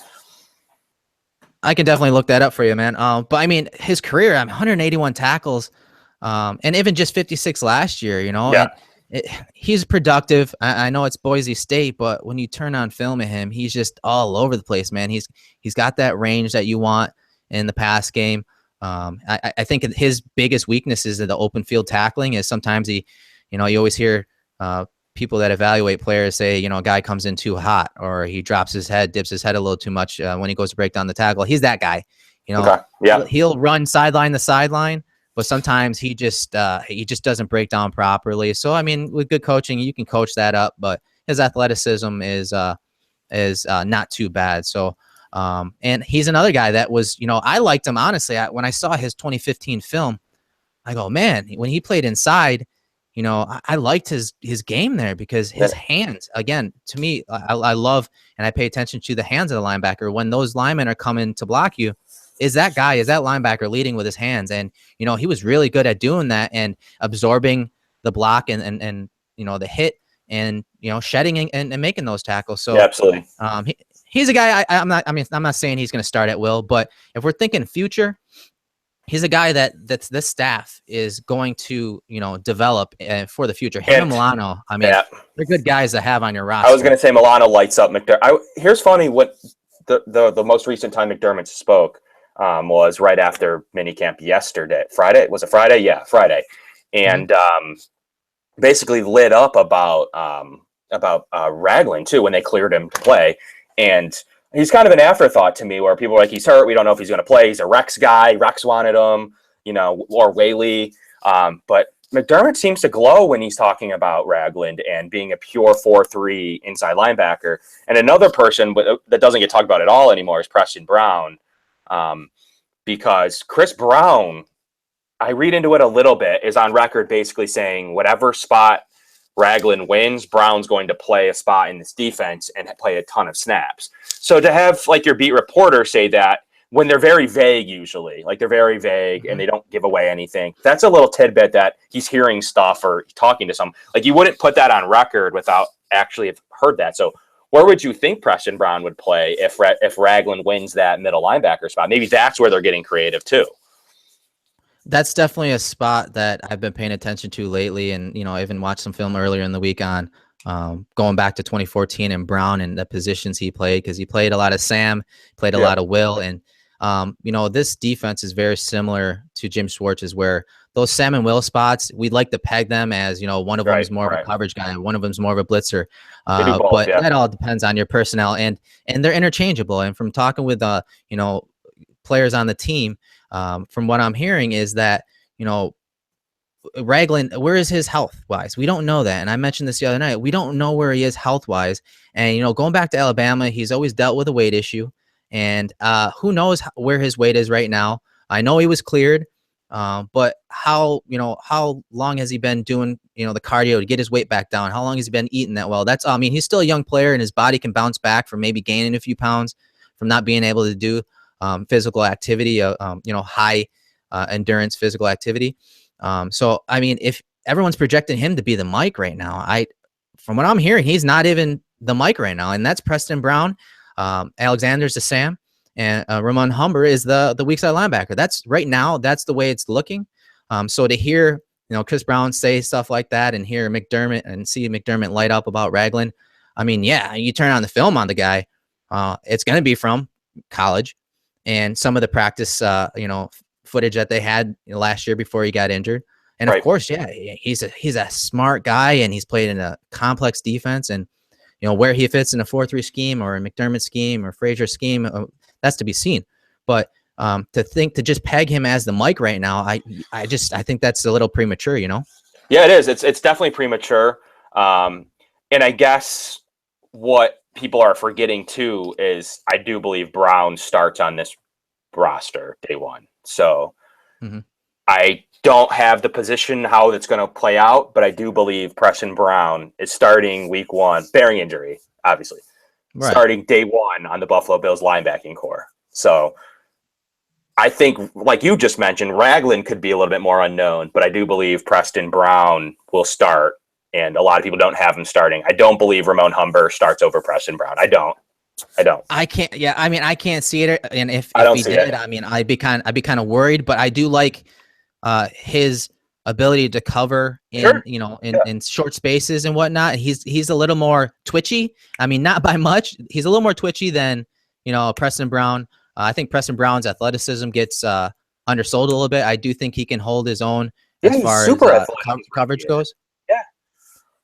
Yeah, and you know what? And that's why I said I went back and looked some of the 2014 film on Preston Brown and the different type of. Literally, I was just looking at his role in coverages because that's going to be important, in this scheme, especially if they project him either whether it be Mike or Will, his ability and his roles that he's going to have to carry out because going into games they have specific roles for these linebackers, and Preston Brown's right here, and of course, this is in the red zone versus the Chargers. And he did play Sam and Will, but he was in nickel situations. He played a lot of Mike, and a lot of that has to do with playing the rat. He's the rat in a hole. He's a guy that doesn't have, much responsibility when they are playing man, and he's just responsible for redirecting these crossers. And that's something he did pretty well in that role. So and you could see him in packages this year, right? Doing the same thing. Yeah, and that's something that the staff's going to have to devise. Whether it is Preston Brown or Reggie Ragland, because they're the same type of player as far as coverage goes, I think that they're going to have to, give them the freedom. And when we go to man, they're going to, be rats in the hole. They're going to be guys that are just dropping and redirecting traffic in the middle of the field and making sure that the running back, if he leaks out, they have the angles or use the proper angles to get there and minimize the play. And you see that, that's a really good play because you see Phillip Rivers, he wants to go across the middle here. Right. And, Aaron Williams actually, he screws up and reads the play wrong and the coverage wrong, and that receiver has a beat on him. If Preston Brown doesn't make this play just to hold him up just a little bit, this is a touchdown. You see Rivers, rolling out to his right, and that's a touchdown. So he helped there, and in those type of roles, I could definitely see it. Him. Who's 53 in 2014? Nigel Bradham, and that's but that's the other thing. Nigel Bradham played that will side linebacker, and he was an athletic freak, and we used him in those roles versus he was matched up man on man against running backs. He was matched up on the number 3 receiver in those 3-by-1 sets inside, and he's a guy that could run with anybody. And so we see Ragland here making a play on the outside run, but I can't see anyone on our roster really. Maybe Alexander, and I'm talking just vets, not the rookies, because I think the rookies have the athleticism to run with, I'd say most running backs in offensive schemes. But just the starters that we're talking about here, the projected starters, I don't see a guy that I would feel completely comfortable with matching up with, the Burkheads. Ramon Humber, baby, Ramon Humber. That's what I'm saying. So they're going to have to be creative. They're going to have to, I'd like to say, play a lot more zone. That's what I'm saying, man. And those guys do have the athleticism, and you saw it in college, man. Yeah, for what do you think with Vallejo and Milano added to Humber, Brown, and Ragland? Do you think that McDermott likes that unit of 5? It seems like we have no links to any remaining free agents at this point. Nothing's really been done. We didn't really sign any free agents there. And we also didn't really sign any undrafted free agents there. That's telling to me. Do you think that he likes that unit of 5? I think he likes the mix that's there. I think he's got a bunch of veterans that are smart players that may not have the athleticism. And then they brought in, a crop of guys, not just through the draft, but I know that there's another guy last year. It's a second-year player, Jacob Lindsay from Harvard. He stood out, I guess, in the minicamp yesterday. And they brought in Carl Bradford from the Carl Green Bay Bradford, system. Yep. He's a guy we didn't touch upon, but and like on this play, you see, I said about the rat in the hole play. This is something Ragland did, at Alabama on the play action pass here. Now, as soon as he reads pass here, he's got to find that target. He's got to find that crosser. So I mean, he does a good job shutting down that window. Yeah, he does. And so I think they do have a good mix. Yeah, I think they have a good mix, Kev. Yeah, it made sense. If you look at what Rex Ryan wanted in the 3-4, these two guys, Preston Brown and Reggie Ragland, made a lot of sense. I mean, it really does. Right. It makes a ton of sense in that scheme. Now you have two very similar players, so it kind of puts us at a little bit of a pinch because we're void at the will. But like you said, everything's interchangeable. We do have some talent. We have some young up-and-coming guys. We have some guys we just took flyers on in Bradford. And then we have some of those incumbents and some of those guys like, your Lorax and your Ron Humber that are still here. So I do think I don't think it's as weak of a position as some do. I really don't. There's some assets there. We've spent picks there. We have, third round pick. We have a second round pick. We have a fifth and a sixth. Humber and Lorenzo Alexander. There is some money and time invested there. It's not a dead position. There's going to be talent there for sure. But it's just everyone's looking for that Thomas Davis that we don't have. Like we don't have it. I'm sorry. I'm sorry he's not on the roster this minute, but that doesn't mean there's not talent, And that's why I've said, the last couple of weeks is like everyone wants to say, yeah, it's a cover 3 defense. It's a cover 3 defense. And that'll help protect some of your linebackers and what they do. We won't be able to do some of the stuff that they did in Carolina last season. But, if you look at the resources that they allocated this offseason, whether it be through the draft or free agency, is they brought in a lot of safeties. They brought in cover guys. They want guys that can cover, guys that can tackle. And I think that part of the reason they dedicated so many assets to that is because they know that, the linebacker position is not the most athletic and maybe can't cover man to man like we'd want to in certain situations versus certain personnel packages or formations. So you got to overcome that with defensive backs. And I think that's why I think we're going to see a lot more of not just zone, but I think we're still going to see a lot of pattern matching and man defense because that's just the personnel we have right now. And that's going to help free up those linebackers to help, close down the middle of the field and not give them responsibilities in coverage. Look at what McDermott was doing. He had his two gems in Kuechly and Thomas Davis, and then he went with a hybrid player in Shaq Thompson. So I think he's trying to do the same here. It's a pure 2 linebacking system that do what you want, and then you can have a hybrid or a flexible spot that can play a little bit of weak, that can play a little bit of safety, that can do a few different things on the field. Right. Definitely. Okay, so we're going to finish this off with a couple questions. We're just going to random questions from the hip. First one is Cardell as a backup. Do you believe he's a backup? Do you believe his roster spot's in trouble? Who's going to beat him out? What are your thoughts on Cardell as a backup? Do you think he's progressed or matured enough on the field? I don't. I mean, I don't think he's a backup quarterback in this league. I'm a Peterman guy. Was the minute we drafted him.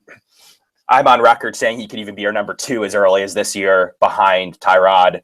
I think he's handpicked by this staff and this front office. With the leaks that Beane was linked to McDermott, the probability they didn't talk, and I don't know if this is a problem, but the probability they didn't talk isn't very. It's likely that they were talking, right?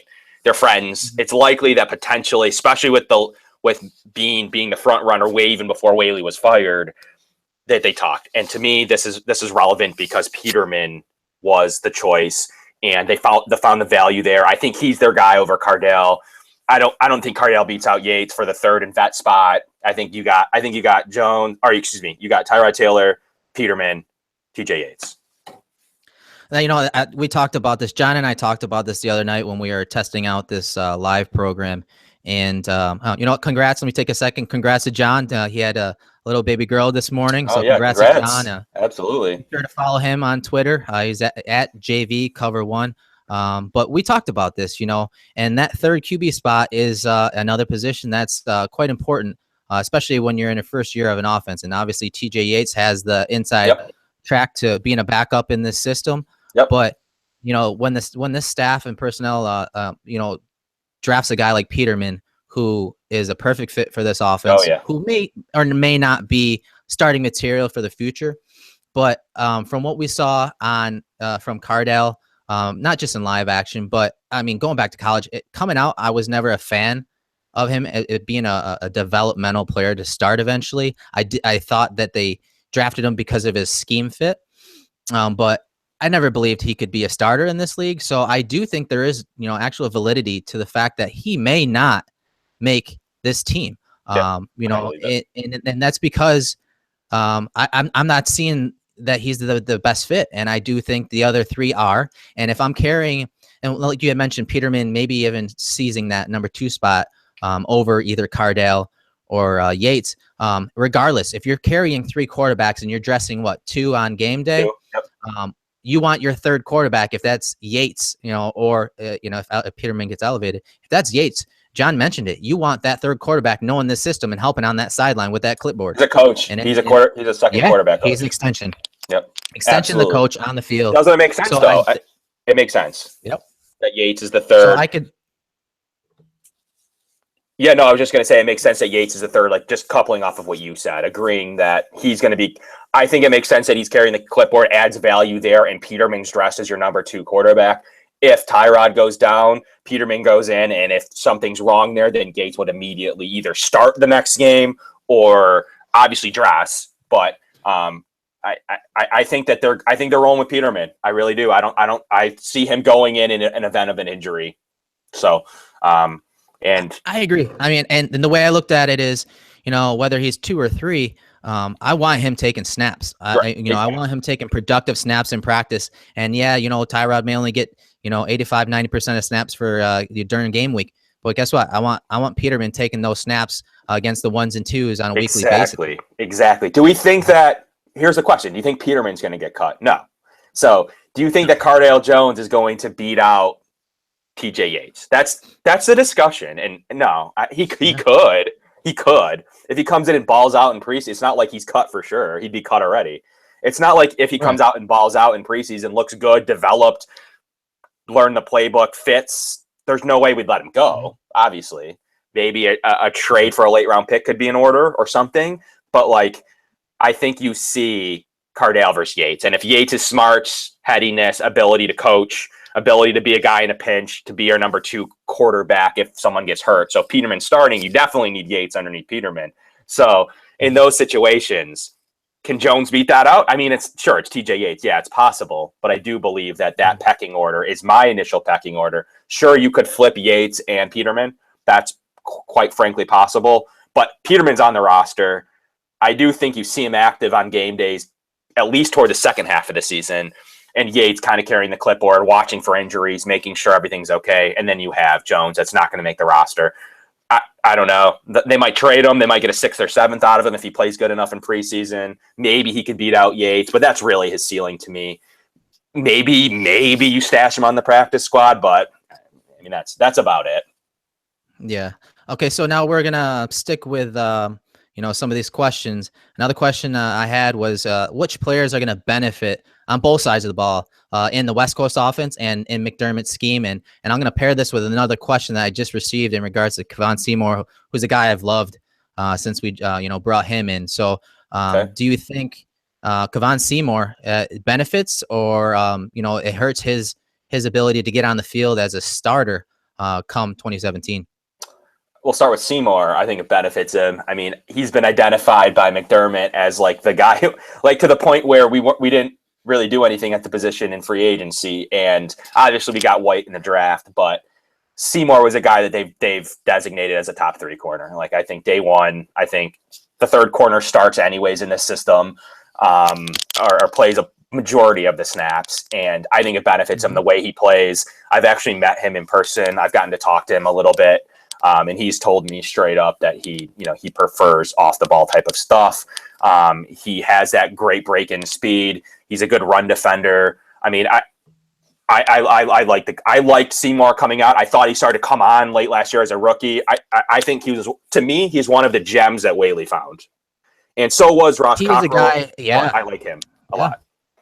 I think, when I talked to Kevon and when I watch his film, obviously he didn't play a lot of zone coverage in college. He was a mirror cover corner, like the plays you're going to be seeing here on the screen. But the thing that stands out with him is his technique, his ability to mirror receivers, stick with him down the field. And that's something that, he did rather well last year, especially, at the end of the year, when he did get a significant playing time. Is he a zone corner? No, he admitted to it. He said, I haven't played much zone. But he's a smart player. He's a guy that, learns technique and focuses on his technique in the offseason. And so, with this new staff coming in and with that, the secondary coaches in place, I think his skill set actually is, it will, in this first year at the very least, it will transition quite well. So will he benefit from this scheme change? No, I think in the long run, I don't think that's the case. But I think, again, this year, if we're playing a lot more man than what I think people are expecting. Exactly. I do think that he's going to have value. But the flip side to this is, Kev, is that they brought in obviously a few guys, but mainly Sharice Wright. And that's a guy that slipped my mind, just because of the draft and everything and things I was doing as far as scouting goes. But he's a guy that they brought in. And when I popped on his film, I was pretty impressed. I mean, he did get, toasted a little bit last year. Last year he struggled, but previously pass coverage. Yeah, and the thing he brings is that tenacity, to that ferociousness, right in at the line of scrimmage. The ability to press guys and get in their faces and disrupt players' releases, so they can't just get free releases down the field. So he had such a good 15 that Baltimore signed him to like a $15 million deal. So like he played well, he showed improvements, and he is a guy that I like you mentioned, no one's talking about. He was just signed the day after the draft, but he is a top 5 corner on our roster day one, and you'll see him elevate probably to the 4th corner on our team if any injuries happen. He's playing. So yeah, and I'm gonna be honest with you. I think if I'm looking at this objectively, with the Seymour question that we just received, and Sharice Wright coming in.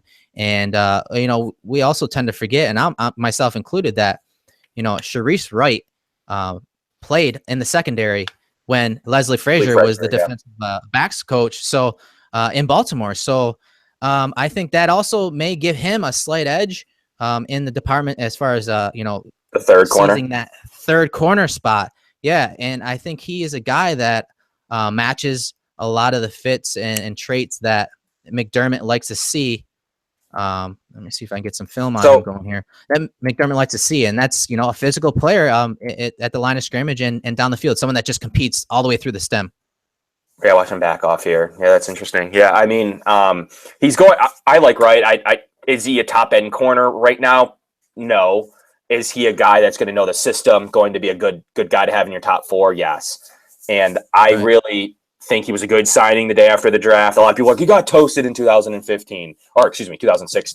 And I'm like, well, A, it's May, but B, like, he has a lot of skills that this defense is looking for and has played really well at times. So, yeah, I mean, sure, he's a free agent. He probably struggled at times last year. Is he a perfect player? No, but you're right. He could very well have the role over Seymour. To me, I like Seymour. I thought McDermott was working with him closely from day one. You'll see some videos with them chatting and talking scheme and technique. I think they're really working on this new scheme with Seymour, but I do think he possesses some of that raw talent that you'd want to coach up. I think he's a coach's player. He's really well-spoken. He's really hard worker. I think he possesses a lot of those things that a coach wants to get their hands on. So that's why, to me, Seymour is a top 3 guy in our defense. But yeah, Sharice Wright immediately comes in and pressures that. I do think those are our top 4 corners pretty much in stone at this point, bearing a very bad performance or an injury. And then, I mean, the only other guy you have there is Leonard Johnson. So, I mean, and that's, and I said that Wright may have the inside, inside track on that third cornerback spot. And I say that because, I think, okay, Darby's locked in, and I think White will be locked in base personnel. But I think when we go to nickel, if Hyde stays deep in the split safety looks like you see here in Baltimore, I think White bumps down into the slot. And I think that, that third corner is going to be playing outside. And I think between Seymour and Wright, and I'm thinking about tackling. Seymour's not the best tackler. He's just not. He misses a lot of tackles. And Sharice Wright, I mean, you remember when he played us last year, he absolutely tore us up. I mean, he had like 8 run stops.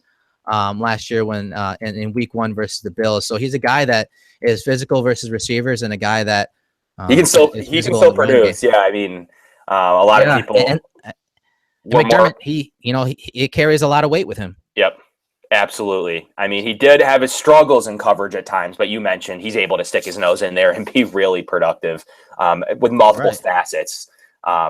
So yeah, you're right. I mean, he was a very underrated signing at this time of the year. A lot of people have hopped in, and this is where I start to get upset, or they'll hop in my mentions mentioning, how bad our depth is at corner. And I disagree. I think our depth's fine. I think you're lacking some top end talent. You're relying on White and Darby to do a lot, right? And then you're going down as the guys we're talking about right now: Seymour, Leonard Johnson, Sharice White, right, Charles James, etc. I think there's depth there. I don't know that there's top end talent there. So I think there's plenty of guys that are deep that you'd want as your 4th and 5th cornerbacks. I just don't know that there's any like rock solid number 3 corner on the roster. Yeah, and much like the receiver position, a lot of the guys have different skill sets. Exactly. Yep. And I think Wright is one of the corners that we have that has, it has a little bit of everything. He's not just a purely man mirror corner, but he's a guy that also plays a lot of zone. You saw it on this play. This is just cover 2 defense. Good zone eyes, getting to the flats, and he's just closing and bringing the guy down. So I mean, I like that competition. That battle in camp's going to be fun to watch. Especially just because there's a lot of fiery guys, man, that are, it's going to be a really good competition. Yeah, I agree. And out. And I actually like the depth. I guess all I'm saying is I like the depth there. I think there's some good competition. Yeah. It's better than it's been at times. We have had good teams with good corners, but I think this is a rock solid group. And the depth there is going to be fine. We're going to cut someone that's going to get signed. I guarantee it. One person we cut it at the defensive back spot, probably corner, is going to get signed by another team. Right, and we saw that already. They let Roberson go, and he's immediately picked up, and that contract's picked up by the immediately picked up. So, exactly. So there's depth there. There's no high-end talent in my opinion. Or, excuse me, there's high-end talent. There is a little bit of a gap between looking for your rock-solid 3rd corner. But I think there's potential there. There's good depth. I don't have any issues with the position group right now, especially after adding a guy like James to it. So I don't have any issues there at that position. Sure, you always want those. You always want the 3 best corners in the league, obviously. But to me, that's a good group that once again we put a 1st-round pick into, so it should look decent. Right, and the overall overarching theme here is versatility. But another thing that goes unnoticed is intelligence, and so we may not have those top tier players that can shut down corners or shut down linebackers, but you got a lot of good players. But you got smart players and competitive players and guys that have that competitive toughness to want to fight, every freaking play. So that's a big thing that this regime is stressing, and I was glad to see it. So the last topic that we're going to cover here is, Beane had mentioned or alluded to the fact that the running game is still going to be the strength. I mean, why is that? I don't understand why that's surprising to anyone, considering the scheme that they brought in, but I mean, the talent that we have in LaShawn McCoy. I mean, do you think that do you think that they're still going to be heavily committed to the run game? And if so, who's going to be in the number 2? We kind of touched upon that. I mean, so he alluded to the run game. Do we need to shift philosophy? That's basically the question. Do we need to shift our philosophy? I mean, how can we? Do we need to? I don't know, maybe, but no, it's not going to happen. With our personnel, the packages, our players, it's not happening. There's no shifting going on. You led the league in rushing 2 years in a row. You have one of the best running quarterbacks, maybe in NFL history. He could go that route between him, Mike Vick, a few others. And then you have a really strong running game in general. So number 2 running back, I don't know. I still think it could be Mike Tolbert. It could be a Mike Tolbert, Jonathan Williams battle. And I don't think the philosophy needs to shift at all. What's he supposed to go up there and say, we're going to change our philosophy to a run and gun, offense with, we literally only have Zay Jones, you know what I mean? And Sammy Watkins. How are you going to justify changing a scheme in May? Because. And it's funny. It's a funny question, but I mean, I can understand. Yeah.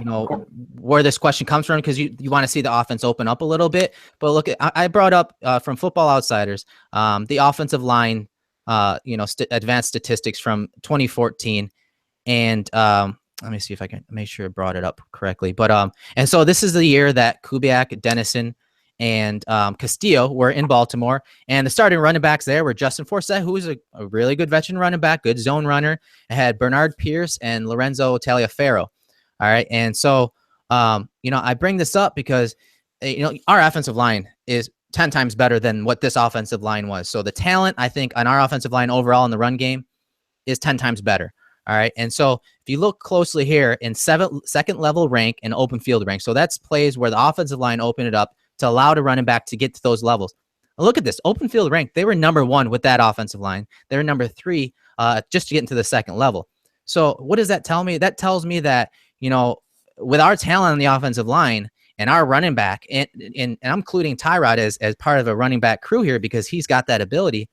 I think for what Castillo did and Dennison did with that offense and Kubiak in Baltimore, I think the sky's the limit. I think there is actually a possibility that, our offensive line and our offense as a whole, as far as run goes, could be even better than last year. And when I asked Jim McNally about our offensive line and what we did last year, and his adjective was they were special. I mean, they were just absolutely special. And I think that I don't think you can go away from that. I don't care. And, no. And then all you did was add to it too with Dawkins. So yeah, you bring in the one position group that stayed the same that should be telling to everybody through regime change was our offensive line. It's literally the same. Mm-hmm. Adding in Dukas, you kept Groy, you're adding in Dawkins, you kept Mills, you're adding and of course the starting 4. So I mean, that's right. A really good unit. You have Sean Trell doing something like trying to rehab. I mean, you have that's the strongest offensive line unit I've seen in my days watching the Bills. So right. I didn't get to see some of those in-depth 90s teams, but call it from like 97 on. This is like one of the best offensive lines I can remember in Buffalo. So I don't think anything else needs to be said. I think a lot of people are interpreting it that quarterback doesn't matter. I think that's how people see that, Eric. They read that and they go, yeah.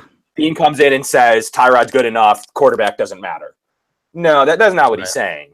He's saying that our team is specifically built to run the ball. We're going to win games running the ball. But yet, he also did say, like, throwing's important. We need to mix it up a little bit more. So right. I think you see a little more element of that this year. You see a lot of bit more of that West Coast scheme come in.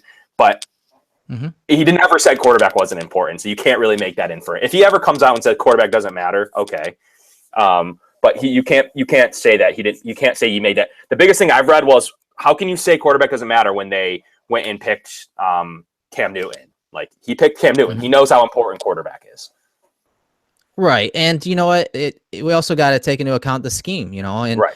This offense has always had a good running game, zone blocking running game, and everything in the pass game is predicated off that. And that's why, it's exciting for me and Bills fans is that, it's going to tailor to our strengths, and that's having a guy that's good at play action and that, can get on the perimeter and throw. But you can't do any of that if you can't run the ball. And again, and this is, these are just split flow zone plays, inside zone run plays. And I mean, they're doing it with guys that aren't as talented as LaShawn McCoy, let's face it. And so when I say, it excites me, and that's what I mean, because you have a scheme that's just rock solid in a zone run scheme. And this 2014 team didn't have talent across the offensive line. I mean, their best player was Osemele, who is probably the best guard in the game. But with that said, I mean, their tackles weren't as good as the tackles we're going to have here if we have Dawkins, playing on the right side here. And you can see Ricky Wagner kicking out here. Just getting these guys into the open field, getting a LaShawn McCoy in the open field is it's going to be a scary thing because he got into the open field a decent amount last year, but that could be increase in this scheme. Right. No, I mean, it is interesting. We have a better offensive line. They do have Wagner and Osemele, but we do have a better offensive line. We do have a better running back, better running quarterback. So quarterback too, yeah, a better running quarterback for this scheme. Running quarterback, yeah. And there you go. I think all of those equal, even more productive than that Baltimore Ravens team. And I'm a big fan of our offensive line. I want to run the ball because of how I think it's our strength. I think it's like a top 3 in the league offensive line. So Right. if they stay healthy, you have dominant bookends. You have one of the best young guards in the league after last year. You have Richie. You have Eric Wood.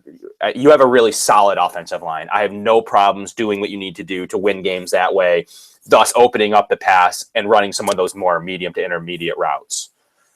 Right. Well, with that, man, we're going to wrap it up here. Of course, you can follow us on Twitter at Cover1Bills and at Kevin Massare. Of course, our site is cover1.net. We're on Instagram at Cover1Bills. We have a YouTube channel, which you're viewing it on. And if, we had a decent amount of viewers today, thanks for tuning in. Give us some suggestions, some ideas, some topics, how to improve the show. And let us know if you actually like us doing these live shows, Saturday and Sunday mornings. It's just an alternative way to get some news and have a good mix of, commentary and some film breakdown and statistics. So we try to cover everything.